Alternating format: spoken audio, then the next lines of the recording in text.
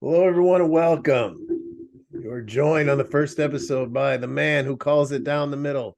He's worked everywhere from Florida, WCW, NWA, WWE, made a big splash in ECW here with my man, the great Wild Bill Alfonso. Hey, Corey, Daddy. Thanks for doing all these cool podcasts with a lot of my friends and a lot of guys that I've worked with through the years, like Pitbull and many of you guys. And cool to be on with you, Daddy. Hopefully, it'll be entertaining. Oh, the pleasure, believe me, is all mine and everyone listening. I know I guess being in the first show, I have to ask, how'd you get started in the wrestling business? Damn, living in Tampa Bay, I got lucky. Grew up in Tampa, Florida. Didn't know anything about wrestling. My dad came home.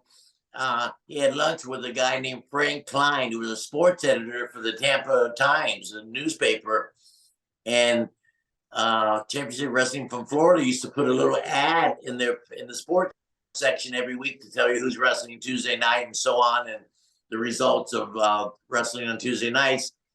So my dad was having lunch with a sports editor of the newspaper, and he said, "Hey, Steve, you got a couple of kids at home. I get free passes to wrestling, and I never use them here. Give them to your kids. Maybe they might want to go." So my dad came home on a Friday night with 2 tickets to wrestling. I didn't know anything about wrestling, never seen it on TV. I was about 13, 14 years old. And wrestling was Tuesday nights here in Tampa. And they sat on the fireplace all weekend, and curiosity got me. I said, "Well, I get Tom tickets. Let me go see what this wrestling is about." And I walked in, and I'm watching the first time is Eddie Graham and these guys with the blonde hair and the valet and Bobby Shane and Bobo Brazil and so on. And I fell in love with the business that day. I said, "Damn." So I used to ask my dad, "Hey, please see Frank Klein so I can get those comp tickets." And I used to go every Tuesday night. I get the free tickets. Even if I have to pay, it was like $2 to get in back then. But this was in the mid 70s or early 70s when I started watching wrestling. And I wanted to be involved, but I was so small. I was like 150, 140 pounds back then. Now I'm barely 170. And I wanted to compete. I wanted to be a wrestler, but no way. I was so small. And my buddy, who you might know, the Cuban assassin, David Sierra, he was one of my best friends growing up.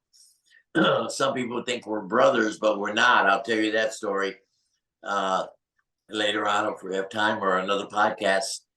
And so him and I used to go, and we fell in love with the business. And after a few years of going, started meeting the guys. I met King Curtis and Rocky Johnson and this guy and that guy. And before you know it, we're running to get them sandwiches, picking them up at the airports and so on and stuff like that. And Dave was a big, the Cuban assassin was a big kid, so he trained and got booked in Texas and said, "Hey, Fonzie, why don't you come with me to Texas? I'll tell them you're my little brother and you're a referee." And I said, "Okay." So this was in 1978, early 78. We went out to Texas, and there were 4 territories in Texas at that time. Joe Blanchard, Southern Texas, like San Antonio and so on, Corpus Christi. Paul Bosch only ran Houston. Um, the Von Erichs ran Dallas in the area, and the Funks ran Amarillo, Lubbock, and northern Texas. So there were 4 territories. And the 4 territories would interchange talent all the time for TVs and stuff. So the 6 months I was in Texas, I might have worked 4 times because they had David Manning, Bronco Lubitsch, and this guy and that guy. There was no room for Fonzie, no room for rep, but I did work 4 or 5 times in Texas. And so I told the Cuban, I said, "Man, I can't come stay out here. You know, I've been out here 6 months and I've worked 5 times. Once for Joe Blanchard, once for the Funks, once for the Von Erichs, twice for this guy." So I said, "Oh, well, I'm going to go home, and thanks, Dave." And so Paul Jones, remember him? Number one, Paul Jones became a manager, and he wrestled for years. he liked me. He said, Fonzie, I heard you leaving. I said, yeah, they got Bronco and David Mannion. There's no room here for me. He said, well, listen, when you go home, I want you to call the Florida office and tell them that I sent you. Jerry Briscoe's a really good friend of mine. He's assistant booker to Dusty, and tell him your story and that you've worked for Joe Blanchard, which I did. I would never lie.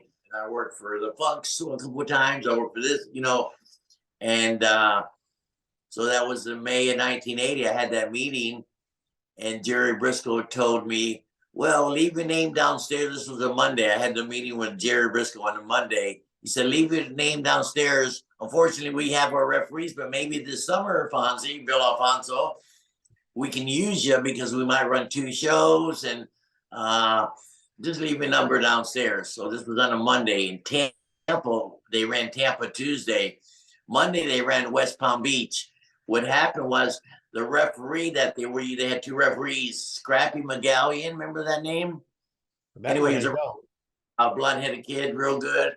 And they had another referee, and the other referee, the trip was 200 miles from Tampa to West Palm, and he had the 3 main events in the car with him, had a flat tire with no spare. And the main events missed the show, sold out Monday night at the Civic Center there. And Dusty fired the guy in the spot and hired me the next day, and I've been in the business ever since. Well, I know this is probably skipping ahead, but let me ask you, I heard a story that when you were refereeing in Florida, there was a young kid that used to go to the matches, a real know-it-all named Scott Levy. Some people probably know him as Raven. I heard rumor that people tried to get him backstage, that you tried to get him backstage, so a couple of the wrestlers would rough him up a little bit. Is that true? Well, he lived in West Palm Beach, and he'd come down. I didn't know who he was. He wasn't Raven. It was just, yeah. So we get approached all the time when people were talking smack about wrestling. Oh, it's a work. It's this, it's that. We got to, back then we protected the business a lot, not like today. So Raven kind of said something real smart aleck to me when I was coming back from the ring to the locker room. And I said, oh yeah, all right, come on. I tried to get him backstage. We can smack the fuck out of him or whatever. But he didn't come. And he still tells that story today, that I tried to get him beat up back in the day. But we became good friends. I talk to him. I see him at conventions all the time. We work together in WWF and WCW and ECW. And he's still a dear friend of mine. Yeah, I had the privilege of talking to him about a year ago. Great guy. Did he remember that when you came to ECW? Did he remember it right away, or? Well, remember now, I worked with him in WWF. He was the manager, Johnny Polo, and stuff. About that several times. He said, hey, so same thing with Bam Bam Bigelow, but I talked to Bam Bam in a different way. Bam Bam approached me, but he wasn't a smart ass like Raven was. He was real respectful. Hey, I'd like to break into. He treated me real respectful and asking me about the business. And the next thing I know, he's Bam Bam Bigelow. Years later, he told me that story too. And yeah, Scott reminds me of the story once in a while, Raven. I remember there was an episode when Raven used to commentate when he was just Johnny Polo in WWE. And it was like Wrestling All-Stars or Challenge or something. He was like just an announcer, and you were the referee in a cage match. And he kept going. It was, I think Gorilla was commentating with him. He's like, look at that Weasley looking referee there. Look at that referee, that Alfonso, do his job and all that. So I saw that, years later. I was like, okay, he's putting you over there. That's pretty good. We became great friends. I send him a picture now and then, or send him something cool. We see each other at conventions and shows and stuff. Not too many guys wrestle anymore from ECW. They're just doing shows like Sabu. Van Dam still goes. We were all together in Philadelphia December 17th. That they had a big production, a convention in the daytime and a show that night. And me, Sabu, Van Dam, and Sandman, and everybody was involved in ECW was there, that's still alive. And big business we did. And Sabu is pretty banged up. His body's pretty beat up, but Van Dam can still go, man. we were in the main event with Rhino, and of course stole the show. Let me ask, being we're talking about ECW because that's where people first, saw that you could talk, because you were doing like the interviews and everything. How did that come about? How did Paulie know to contact you? How do you know you were the man for the job? Well, goes back to the 80s. Paul Heyman came down in the early 80s with a wrestler, just like I went to Texas with the Cuban and tagged along with him and was trying to break into business. Mm-hmm. Paul Heyman came down with a wrestler named Tombstone, who you would know. He's out of Baltimore, never really pursued the business and never had a big break, never was on TBS or worked for Vince or anything. A short lifespan in wrestling. He came down with Tombstone and did the loop for the summer. Finally, and I was assistant booker at that time with Bob Roop was the booker and Fonzie was assistant booker. And Paul Heyman came up to me and he's been around 4 months, making every show, and riding with his friend Tombstone, trying to break into business, taking pictures and so on and so on. He said, "Hey, Fonzie, Tombstone's leaving in 2 weeks. He's going back to Baltimore. And you think it'd be possible if I can go to the ring with him and act as his manager? And you're the assistant booker. Could you think you can give me the green light?" And Paul Heyman approached me with a pair of Levi's and an old pair of Converse and a T-shirt. And I said, "Well, you certainly can't go out like that. Do you have money to get a suit or to look appropriate? Like, can't look like the fucking audience." And he says, "Yes." So he went out and bought a suit and came to the ring. I don't know if he had the gimmick phone then or not, but and Tombstone worked with Scott Hall that week, and Scott Hall would end up press slamming Paul Heyman every night for the 2 weeks, and then Paul Heyman said, "Fonzie, thank you so much for letting me go for the 2 weeks with him to the ring and all that." And then the next thing I know, years later, he's a big star in AWA, and then TBS and WWE and ECW. So I get a phone call. I just left WWF. I was one of the last referees they hired, me and Giant Gonzalez, and the wrestling business was not doing fantastic. They were not selling out everywhere. And Vince approached me and said, "Fonzie, we're going to lay off some talent, but we like you a lot. We're going to use you when we come to Florida. And if business picks back up, you're the first one we're going to hire back as a referee," and so on and so on. And I said, "Okay, thanks, Vince." So I get home and I was off a couple of weeks or something. And my phone rings, as Paul Heyman. I haven't talked to Paul in a long time. He said, "Hey, Fonzie," and we talked back and forth for a few minutes. He said, "Look, I got this company called ECW." I said, "What the fuck's an ECW?" Because I've been Florida Championship Wrestling with every major star from on the planet, then WCW, Ted Turner, and went to Vince and WrestleMania and so on, and never worked an indie show in my life. He said, "Well, this is a company we have in Philadelphia. It's kind of violent, and I got this little program. I'd like to bring you in for 4 weeks, and then we'll do something with you, and then 4 weeks." And I said, "Okay." So I went in. I flew up to Philly. I walk in the dressing room, and I remember I just came from WWF. So I'm wearing a Submariner. I'm fucking beautiful suit. I got nice luggage. I look like $1 million. I walk in the dressing room, ECW, and there's Sandman, Tommy Dreamer, Taz, this guy, that guy. I didn't recognize one fucking person.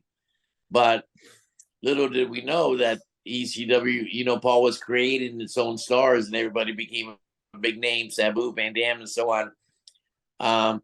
So my position was Paul wanted me to be anti-ECW, just coming from WWF, where Vince wants the doctor, his wife, 2 kids at ringside. ECW clientele was guys between 19 and 30 years old, and percent male, and so that was the audience, and they were doing all the hardcore stuff, and I was anti-hardcore. You know, a little bit of blood, I'd stop the match. I wanted sports entertainment is what it is, Daddy. No hardcore. So the people hated me for stopping their violence and stuff, and it got over. People wanted to literally kill me, and then for somehow Paul Heyman thought it'd be a good idea to put me with Taz, and Taz had like 4 or 5 different gimmicks and never really got over.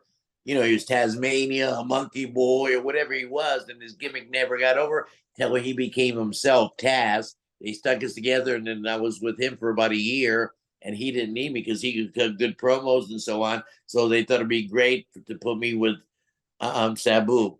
Sabu didn't talk, and you know, it just worked out. I ended up staying there 5 years.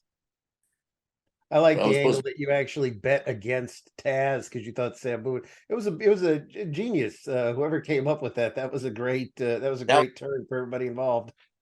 Paul Heyman, what a brilliant mind! And you ended up becoming like really close friends with Todd Gordon when you were there, correct? Yes, I'm still really close friends with Todd. I talk to him once a week, and in fact, my wife and I just went to Philly not too long ago, and we were doing a tour, and we stopped in and had dinner with Todd Gordon. Yeah, he's a really good friend of mine. And thanks, Todd Gordon. If it wasn't for Todd Gordon, there'd be no Sandman, no Tommy Dreamer, no Taz, no this guy, no that guy, and no Bill Alfonso. I mean, I was known for a referee at 20 years before I got there, but I'm still relevant to the business, Corey. I work almost every weekend. This weekend I'm in Orlando and Nashville. Next, then I go to all over the country doing conventions and shows and managing somebody. And because of ECW, not because I was a international Hall of Fame type referee, is because of ECW. That's why I'm still relevant today. People, guys like that but so I'm still lucky and I'm still relevant. I love it. That's why I'm doing a podcast today with the great Corey. Did you know Shane? Because I know Shane brought you in. And did you know Shane previously, or was that the first time you met him? Was in ECW? No, we worked together in different companies. I forget where, but I worked with everybody from the 80s all the way through WCW in the early 90s and WWF in the early 90s. Yeah, I knew Shane. He had been around for a long time. Yeah, and that's another thing that always I'm putting Paul over.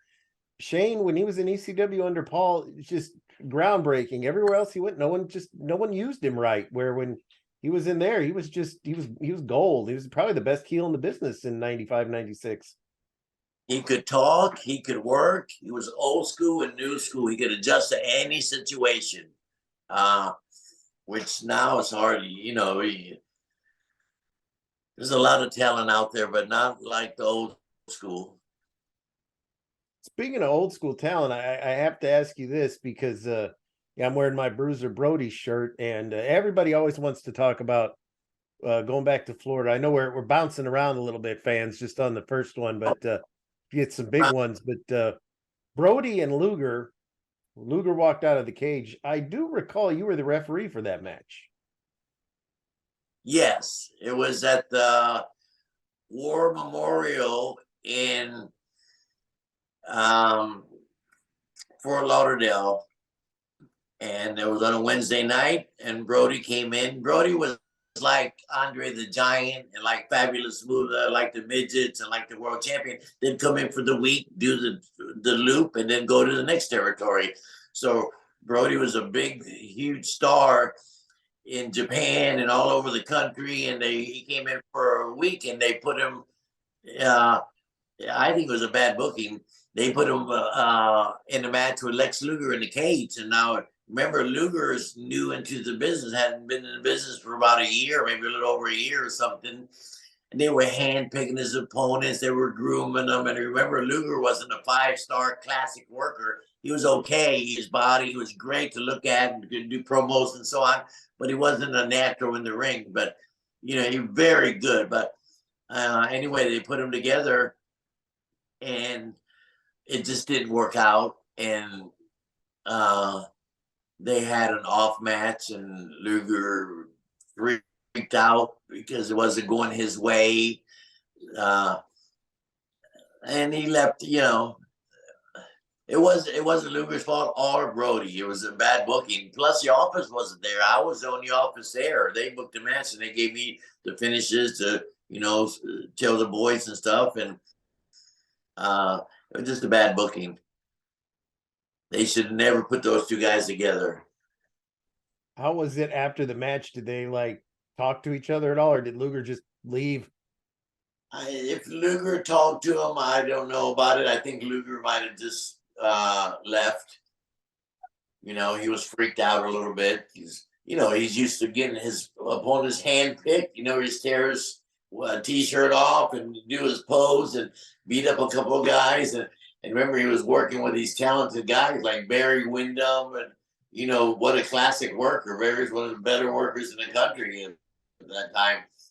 Jake the Snake and all these talented people, my goodness. And they put him with Brody, and Brody didn't give a fuck about this new kid, what he looked like, and Lugar just panicked and kind of, Brody wouldn't sell anything that Lugar was doing. And he said, Fonzie, what did I do? And he wouldn't talk to him. They wouldn't talk to each other in the ring. And I said, well, grab the referee, which was me, and throw me against the cage. I'll disqualify you. And, that'd be the end of the match. And that's exactly what happened. Florida was that the first major company you worked for? Was it Florida? Yes. But remember, I went to 78 and worked for Joe Blanchard a couple of times in San Antonio, Telly's dad. I worked for the Von Erichs in Texas a couple of times. I worked for the Funks in Amarillo and Lubbock a couple of times, and never worked for Paul Bosch. Then I went to, got a spot in Florida, and that was my first major company that I had to deal with. There weren't contracts, and it was a verbal contract. Yes, you're hired. Who was booking then? Was it Eddie or was it Dusty? Dusty was the booker, and Gerald Briscoe was the assistant booker. That's who I had the meeting with, and told him. He said, well, what kind of experience do you have? And when I said, well, Paul Jones sent me, and I worked for Joe. I didn't lie to Gerald Briscoe. I said, well, I worked for Joe Blanchard. I worked for the Von Erichs. I worked for the Funks in Texas, in Amarillo, and so on. He said, well, you got some, you're working for with these guys, and you're recommended by Paul Jones. So leave your name and number downstairs, and they picked me up because the referee had a flat tire. I told you that, right? Mm-hmm. And they fired him and hired me. So right place at the right time. And yes, Florida was the first territory I had a consistent job in. Did you and Dusty got along pretty much right from the start too, didn't you? I was, yes. Yeah. You were his right-hand man or left-hand man? And right-hand man, was the assistant booker, was Gerald Briscoe. J.J. Dillon was very methodical and real good at, but I was his left-hand man. I was his guy in the dressing room. Yeah. Because remember, the heels and baby faces would get dressed together in a lot of buildings. They wouldn't see each other, like in Orlando at the Eddie Graham Sports Complex. The heels and baby faces were two separate dressing rooms. I got to the arena at 7:00, not 7:05, not 10 minutes after 7 o'clock exactly. Dusty was stickler for being on time, and I'd rather be 2 hours late than 2 hours early than 5 minutes late. You know that old saying. Dusty instilled that into me, and I still believe that today.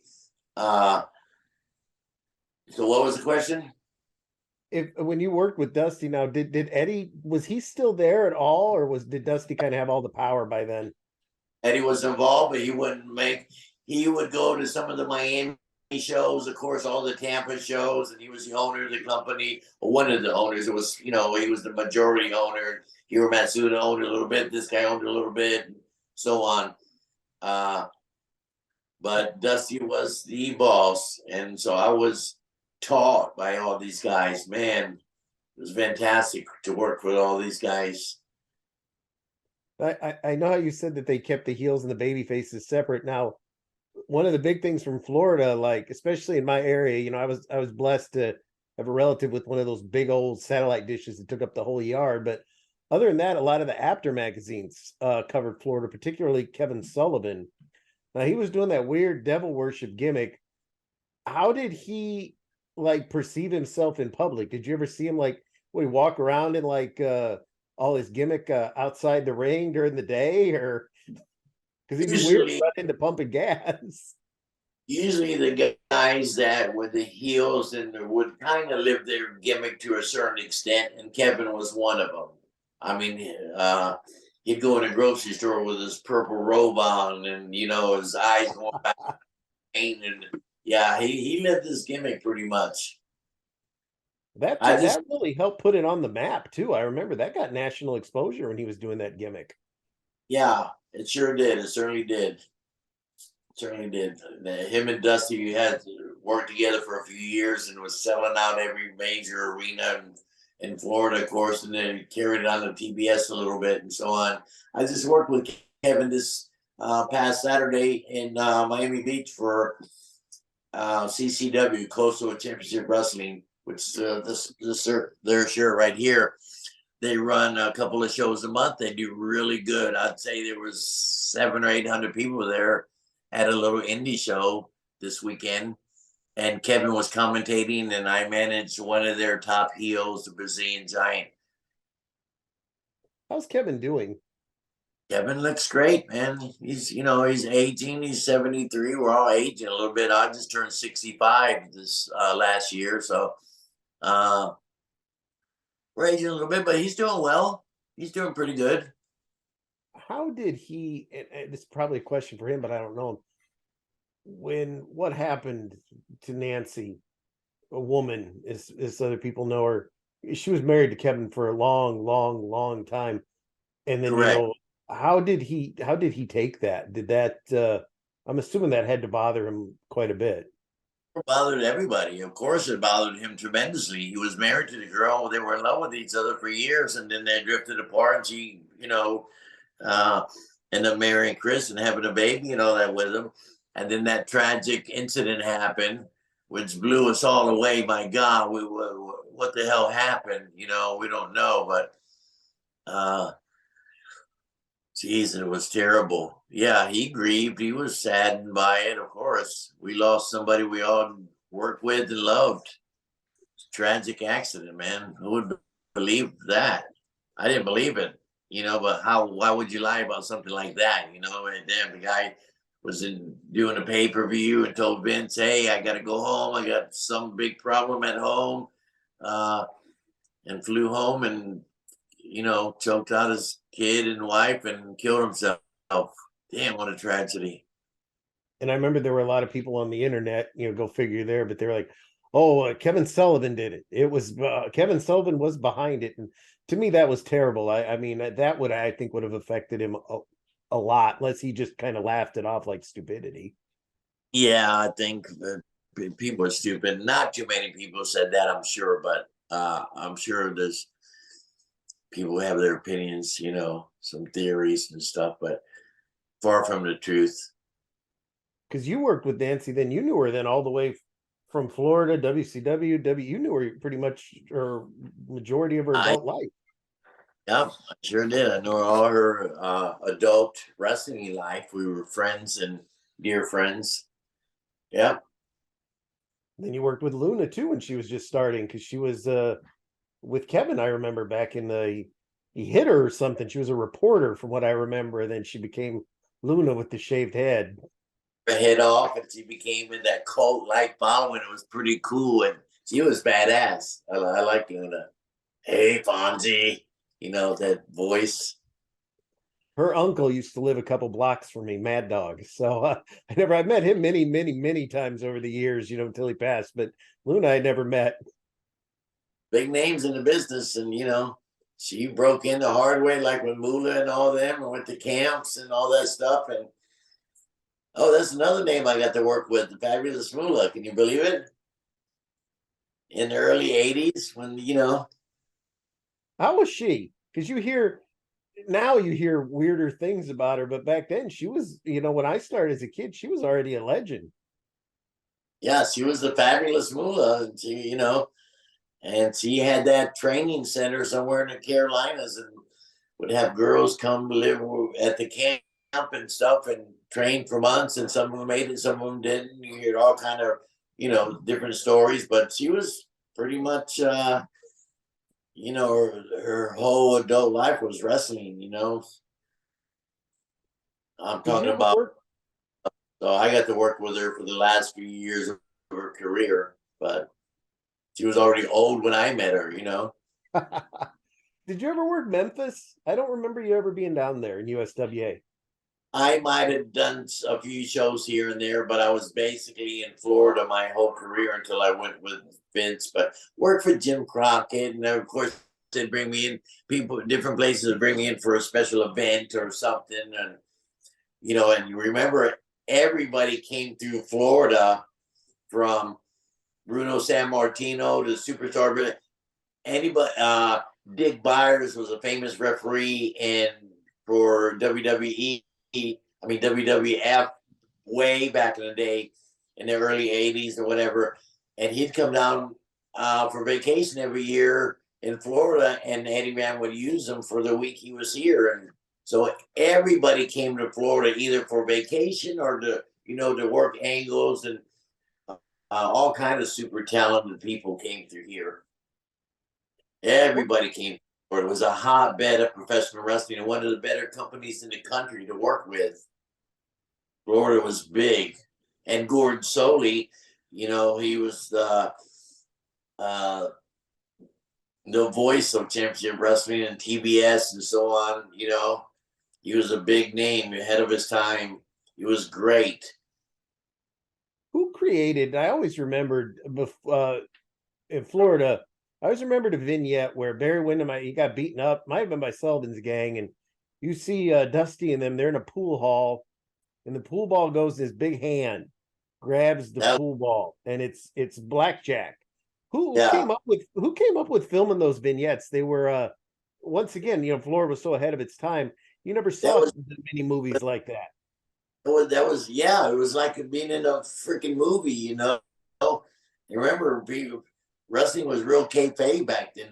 We protected it and stuff, and those different vignettes and promos and stuff like that were created by Dusty and the top talent. Like I'm sure Mulligan had a hand in it, and Kevin and all this. It was great, man. It was fantastic, and it got over. So Dusty was mostly the brains behind that. I've got a weird question to ask you, because I've heard this is something that Billy Jack Haynes said. No weird questions. Cut out. No weird questions in professional wrestling. Well, the sport business. When Dusty left to go to Crockett, yes, and Florida was kind of already in pieces and dissolved. Billy Jack Haynes said that that's the reason Eddie Graham killed himself, was because Dusty Rhodes left. Do you think that had anything at all to do with it, or was there many, many other reasons why that happened? I'm sure there were multiple reasons. Who knows why people end their own life? I mean, they're doing a thing on Mike Awesome, Dark Side of the Ring on Vice TV, and they're trying to get a hold of me to, put my 2 cents in. But who knows why the fuck people killed themselves? Eddie didn't kill himself because Dusty Rhodes left the territory and went to TBS. No, there's multiple. That might have been, one of 100 things, but who knows why people killed themselves? Financial bad problems, or marriage, or he had cancer. Who knows, Corey? What, babe? Mental illness. My wife said, the nurse. She's a hardcore, I mean, really talented, really super nurse, really smart, and she just mental illness. That Mike Graham, Eddie Graham, Mike Graham, and Mike Graham's son, they all shot themselves. Yeah, all three. Why does that happen? Look at some kind of gene you would think in the family, maybe. I don't know. I've never thought about suicide or anything like that, but I can see where it backs people in the corner and people, make stupid decisions and you don't wake up the next day. Fuck. I'd rather not shoot up the next day and hopefully things get better. Yeah, I never could see Eddie doing that or anyone because, like you said, Dusty leaving. I mean, Dusty was the man, but he was a man, one man. There were a lot of other men still there. And the territory kept on. We lost the American dream, but we went to left, but we carried on. We went to a bunch of different bookers and stuff. The business was still around. Who knows? That's who knows why anybody kills themselves. It's myself. I hope I died by getting shot by the neighbor fucking his wife or something like that. Oh, babe. I'm just ribbing. Let me ask you. I do have a question to ask you here. I think this would be a very good story to kind of end things for the first episode. Just because Peacock has a big documentary on Ric Flair, who's still kicking at the 76, I believe. I like Ric Flair. I heard a rumor that you followed Ric Flair around for a weekend and collected all the stuff that he just left in places. Is that true? I collected?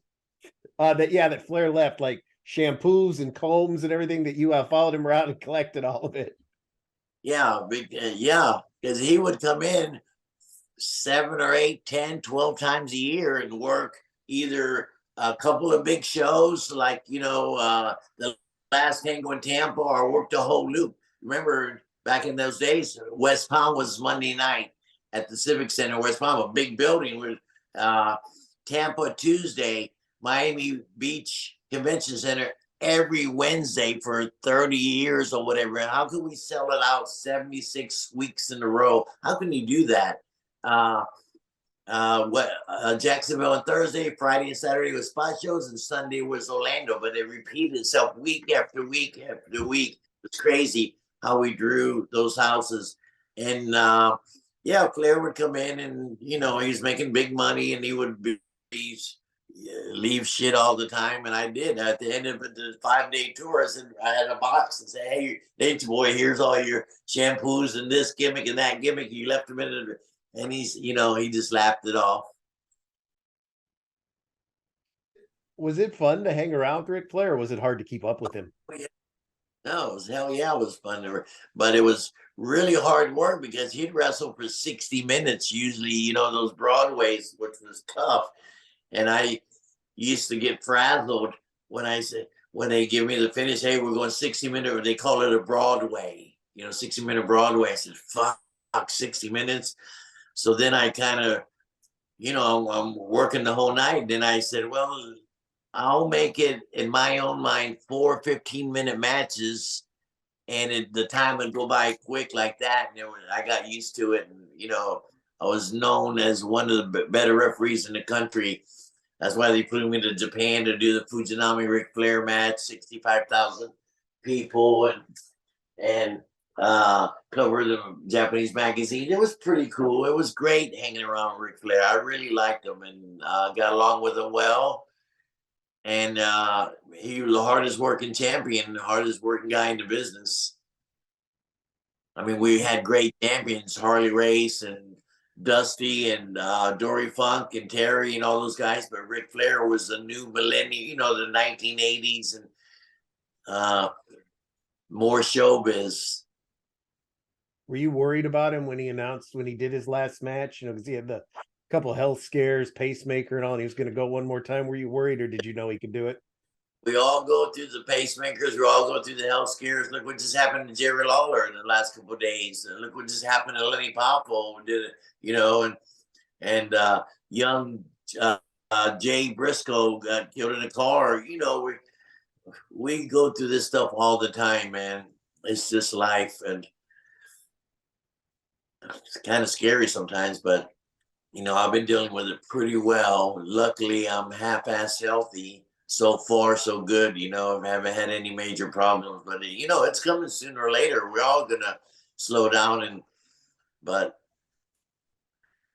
I was a little concerned. I didn't watch his last match because I had known that he had the pacemaker. I had known he had some health issues. I didn't want to watch, a guy that I grew up kind of idolizing, possibly die in a ring. So I read about it and everything. I wanted to hear about it, but I myself didn't. I just didn't want to watch it. I don't know why. There's something about it I didn't want to see. really fantastic reviews on that match either. I think he got dehydrated and everything a few times because he'd been drinking the night before. You can't get in there and go like he did. We expect to see Ric Flair do that Ray Stevens bump over the top turnbuckle, run down and do get press slam off the like this, like right here, like Brian Pillman press slamming him off the top rope and stuff like that. Used to seeing him like this, and him and Fujinami go and 5,000 people in Tokyo. We used to seeing that, and then you see him at 70 something years old trying to have a match. It just doesn't work. Just doesn't work. I'd rather see signing autographs and answering questions and having doing all that kind of stuff. And I love Nature Boy. He's badass. Yeah, he's he always entertained me. Who would have thought though that his daughter, who you never heard about, would become one of the greatest women's wrestlers ever? I mean, she reminds me like another level of him. I think she is just one of the most talented people I've ever seen.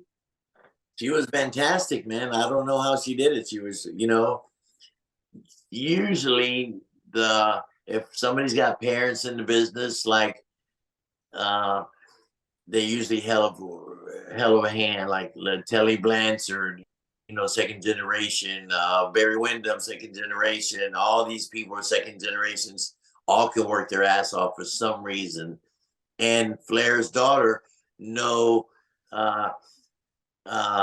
she was too. She was just as good as anybody. I thought she was a great champion. She looked great, tall, beautiful, and can work. I think had he not passed away, I think Reed could have been a big star too. Probably, we'll never know. But Reed died young. Tragedy. Yeah. David, you could tell in WCW didn't really want to be there, I don't think, and he was rushed. I mean, that was that'd be like if they took me off the street and said you're in the main event, they're not gonna get nothing good. There was no real training there, maybe an hour before a match. So that didn't help him. Yeah, if you're not ready, you're not ready. I lied. I guess I do have one last question for you. What is the favorite angle that you've ever been a part of, whether it be managing or wrestling? Do you have a favorite thing that you've ever done in the sport? I probably every night's my favorite night. There's so Corey, it's hard for me to pinpoint all the things that I've done and put my finger on one thing and say, my God, that was fabulous. Like I'll give you an example. There's hundreds of them that I can talk about, but I'll give you an example. Something that worked and was really good entertainment and people thought it and bought it and stuff. So Kevin Sullivan was having a loser leave town match with Dusty Rhodes on Christmas night at the Bayfront Center in St. Pete. Sold out Christmas night. Holidays were big for us. Thanksgiving night, sell out. Christmas night, sell out. So anyway, loser leave town match.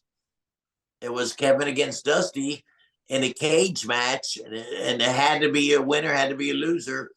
And who would have thought that Santa Claus was handing candy out? And it was Jake the Snake in the Santa Claus outfit, and he gave the brass knuckles Kevin, and he nailed Dusty and covered him 1, 2, 3. Nobody could believe it.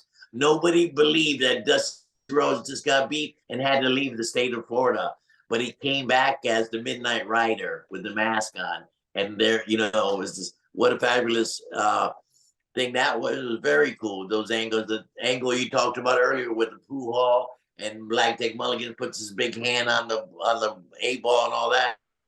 So many cool things, man. It's just hard to pinpoint all of that's why I say all of them were very cool.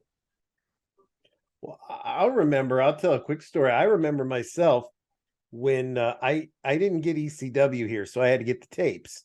And I'm watching the November to Remember about the same time I'm watching WWF Superstars TV show. And I remember they were geared up for Survivor Series, and Bret Hart cut the promo against Diesel, and he said, I'm gonna get you this Sunday night, you big dummy. Kind of dumb. Then I watched ECW, and Taz punches Todd, and you're his manager, and you motherfucker, I've seen a better head come out of a fucking zipper, and I'll fucking choke. And I was like, this is the greatest thing I've ever seen. And you're just standing behind there. I paid his bill. I gave him a card, and all that. I was like, wow, this is awesome.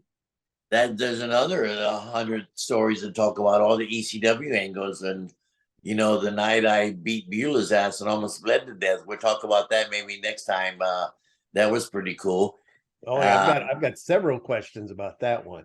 So many cool things that I've been involved in. It was lucky enough. I've been blessed, Corey, to and I'm still relevant today to a certain degree. It's very flattering, and I'm very humbled to be on your podcast and so on. This is your podcast. Oh, it's my podcast, Dave? Your podcast. Yeah, that's yours.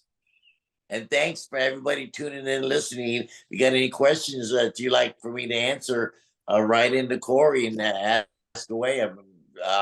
And I've met so many cool people, so many cool fans, and I've been to every major arena in the United States. I've been to Tokyo, 13 times. Been all through Europe. It's been a pretty cool career. So I got a lot of stuff to talk about if you're giving me my own podcast, Daddy. I remember, I'll tell you how relevant you are. My wife and son love GCW. So when they did the big show in Hammerstein, the World on GCW, we couldn't wait. And, the lights go out, and it's somebody, the lights go out again, you hear the whistle. And my wife, I can't imitate her, but she's like, oh, fuck, it's him. And there you are with Sabu. My wife hated you. She hated that whistle so much she cringed when you used to blow it. So yeah, that's how much my wife, who's not like a big, watch every week fan, when that lights went out and she heard that whistle, she remembered right away. It's him. She remembered you right away. That was cool. In fact, I was with met somebody, and we ended up making this, and I bought 1,000 of them, sold 700, and gave 300 away. It was pretty cool whistle. If you didn't know who I was, like your wife, that motherfucker who blew the whistle. The same people who spit on me on ECW would buy me a cocktail at the Marriott after the show at the after. The whistle was pretty cool. Oh, I always remember. I used to love when Taz would be cutting there, you'd be yelling, and then all once the phone would ring, like, I'm gonna cancel my massage appointment, Mom, and all that. It was just genius. I loved the way Paul would clip all that stuff. It was so good, because when one of them wouldn't talk, you would talk. It was just priceless. It's time of my life I'll never forget. It was the greatest time to be a wrestling fan. ECW is great to me, and I'm very flattered to still get recognized from that, and it's pretty damn cool. Still got a career, basically. I work almost every weekend. I probably worked 40 weekends last year. You're living the dream. Yep, got a beautiful, tall Hungarian broad that I kiss every night, and I do shows all over the country. Yeah, and you're home every night now too. You're not on the road every day. Just weekends, Daddy. Can't beat that. Everybody needs time away. I guess with that, I have nothing else to ask you for the first episode, but you'll be back in just a couple of weeks for episode 2. All right, Daddy. Let's create some interest and see how this stuff goes. And I'd love to come back in a couple of weeks and do this again. Well, it's your show. You can come back whenever you want. Hell yeah, Corey.